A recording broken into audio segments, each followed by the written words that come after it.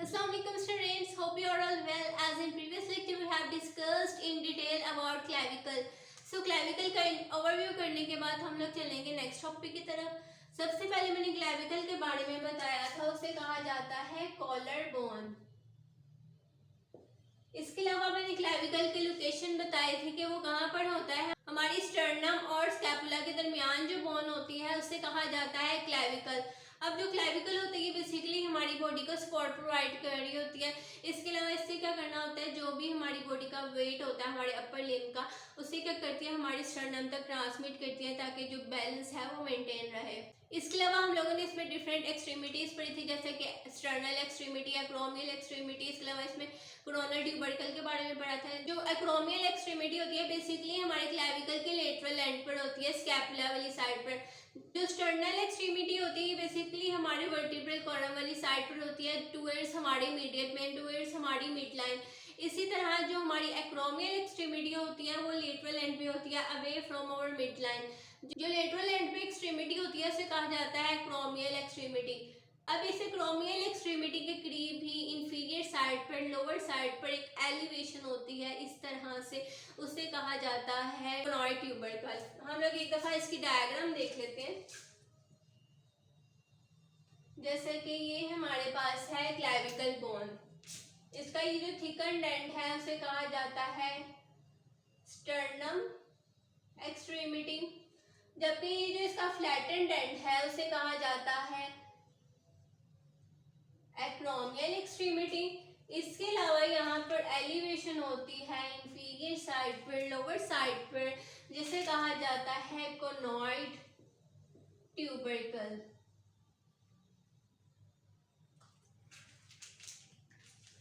आज हम in detail discuss करेंगे स्कैपुला को। स्कैपुला को शोल्डर बोन भी कहा जाता है, इसके अलावा इसको शोल्डर ब्लेड भी कहा जाता है।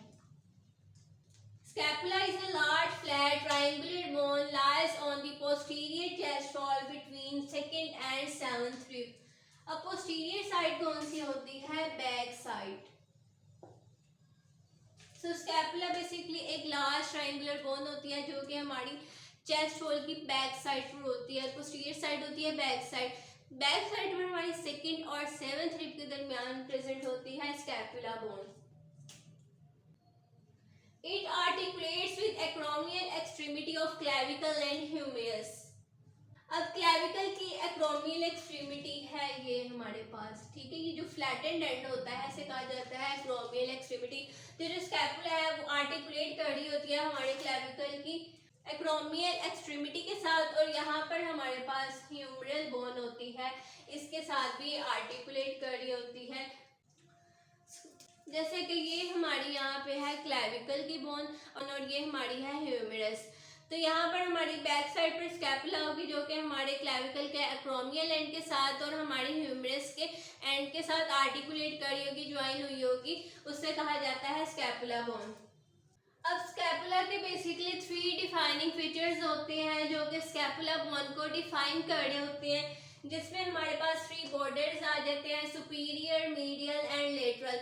अब सुपीरियर साइड कौन सी होती है? अपर साइड को कहा जाता है सुपीरियर साइड। जैसे कि हम लोग यहाँ पे एक स्कैपुला की रफ डायग्राम बना लेते हैं।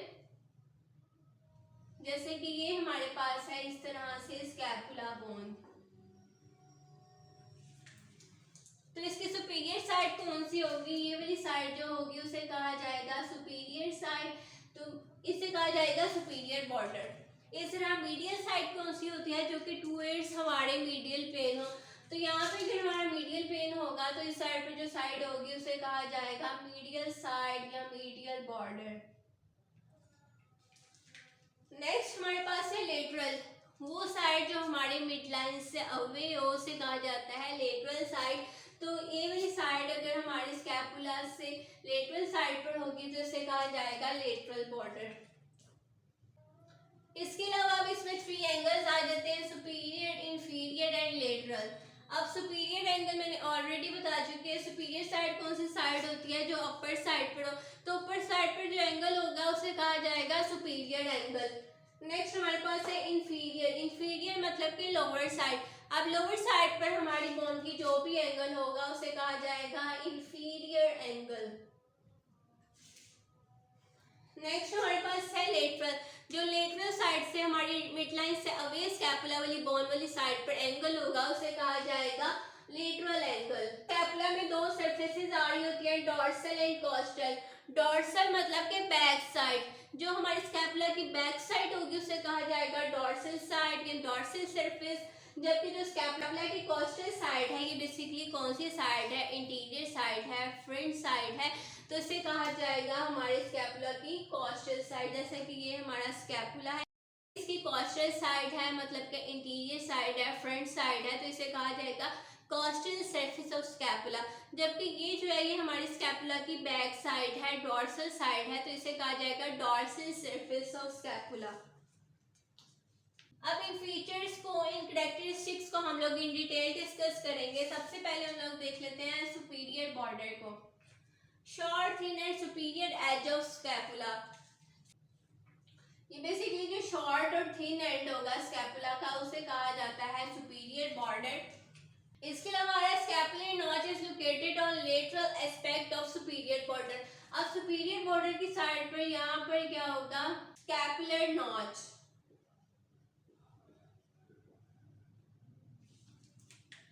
नेक्स्ट हमारे पास आ रहा है medial border, long medial edge of scapula.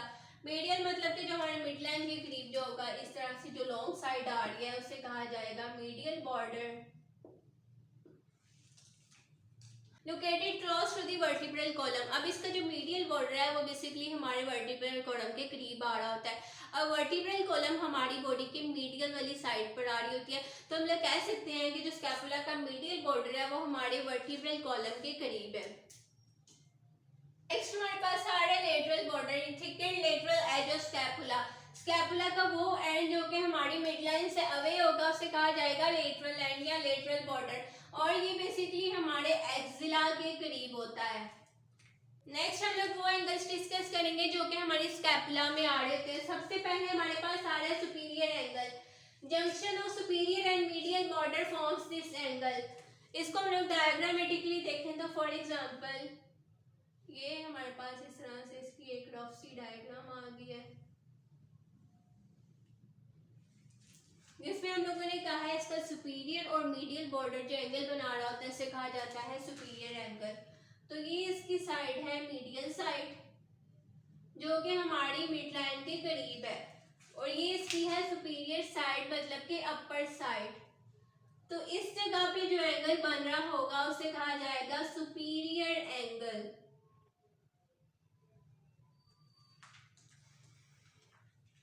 Next है inferior angle. Inferior angle is found by the junction of medial and lateral border. ये हमारे पास आ गया इसका मीडियल बॉर्डर और ये हमारे पास है लेटरल बॉर्डर। तो इस जगह पे जो एंगल बन रहा होगा उसे कहा जाएगा इंफीरियर एंगल।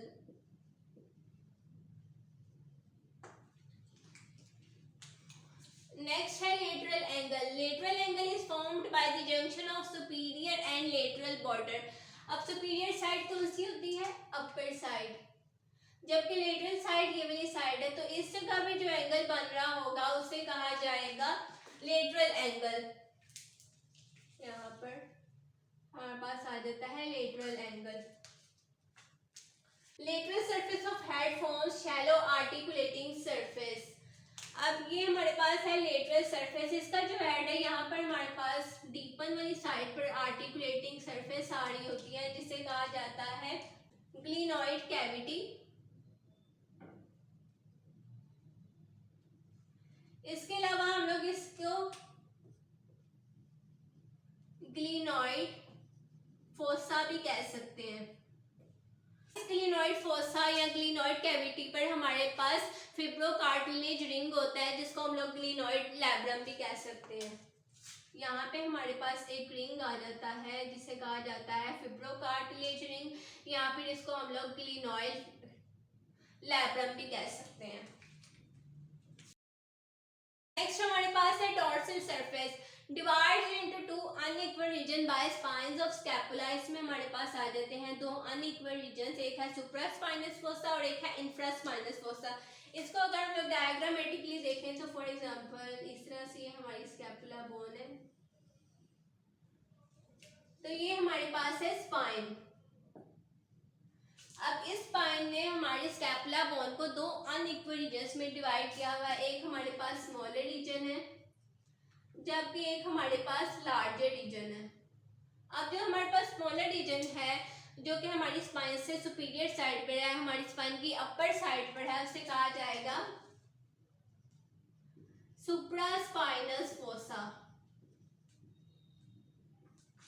जबकि वो पोर्शन, वो सरफेस जो कि हमारी स्पाइन से नीचे है, लार्जर है, उसे कहा जाएगा इंफ्रास्पाइनस फोसा।